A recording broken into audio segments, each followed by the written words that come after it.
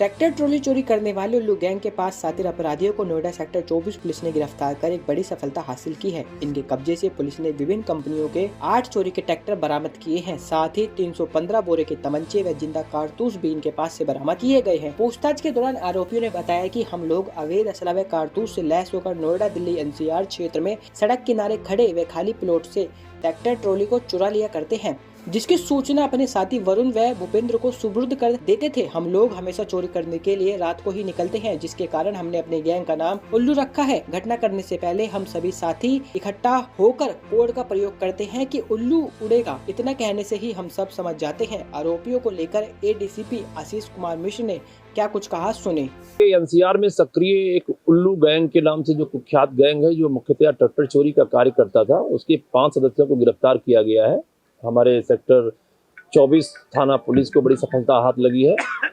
दिसंबर की 7 तारीख को एक ट्रैक्टर चोरी हुआ था, उसी पर हमारी टीम काम कर रही थी, जिसमें मैनुअल, अपने मुखबिरी और इलेक्ट्रॉनिक सर्विलांस के आधार पर यह गैंग पकड़ा गया है। इनके पास से कुल 8 ट्रैक्टर बरामद हुआ, जिसमें से 3 महिंद्रा के हैं, 3 स्वराज के हैं और 2 सोनालिका का ट्रैक्टर है और एक ट्राली भी बरामद हुई है, जिनकी कीमत करीब 60 लाख के आसपास है। ये लोग मॉडस ऑपरेंडी इनका ये होता था कि ये रैकी करते थे, रात में ही करते थे, इसीलिए अपने को ये एक कोडवर्ड उल्लू उड़ेगा के नाम से इस्तेमाल करते थे और उसी के तहत ये लोग रात में ट्रैक्टर चोरी करते थे।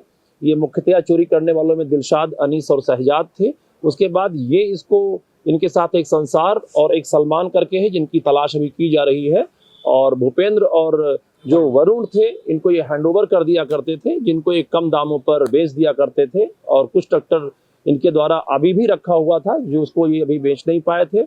अभी हम लोग और गहन पूछताछ कर रहे हैं। शीघ्र इनके विरुद्ध आवश्यक वैधानिक कार्रवाई, जुडिशियल इनको रिमांड के लिए भेजा जा रहा है और जो शीर्ष अभियुक्त गिरफ्तार होंगे उस तदनुसार वैधानिक कार्रवाई सुनिश्चित कराई जाएगी। कितनी घटनाओं को अंजाम दे चुके हैं? ये कई घटनाओं को अंजाम दिए हैं। जैसा कि आपने देखा कि 8 जो गाड़ियां बरामद हुई हैं, इनके सब के खिलाफ मुकदमे दिल्ली में, गाजियाबाद में जगह जगह पर कायम है। 8 गाड़ियां। इनके अतिरिक्त हम लोग अभी और गहन पूछताछ इनसे कर रहे हैं। एक अलग टीम लगाई गई है और जो हमारी 2 टीमें अभी और उनकी गिरफ्तारी के लिए लगी हुई हैं। मुझे आशा है अभी बरामदगी इसमें और होगी। सर, जैसे ही चोरी का ट्रैक्टर दूसरों को बेचते थे, तो इनके साथ कोई पेपर वर्क करने वाला भी गैंग होगा जो इनको पेपर बना के देता हो? नहीं, ये अभी तक इस संज्ञान में नहीं आया है, क्योंकि गाड़ी का चेसिस नंबर वगैरह जनरली वही है जो हम लोगों ने अभी मिलान किया हुआ है।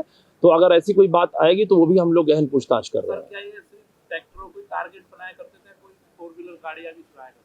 नहीं, अभी तक हमारा जो इनका काम है, जो इनका मॉडस ऑपरेंडी है और जो इनका कार्य क्षेत्र है, वो ट्रैक्टर चोरी का ही है। पहले भी इनके पास से ट्रैक्टर ही बरामद हुए हैं, जो इनकी क्रिमिनल हिस्ट्री, आपराधिक इतिहास भी रहा है इन लोगों का।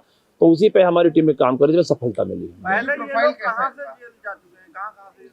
ये लोग जो पकड़े गए हैं 5 मेरठ के रहने वाले हैं और पहले भी ये मेरठ से जेल जा चुके हैं। पढ़े लिखे कितने हैं? नहीं, इनमें से पढ़ा लिखा जो 2-3 लड़के तो इसमें से पढ़े लिखे नहीं हैं, अनपढ़ हैं, जैसा कि इन्होंने बताया है।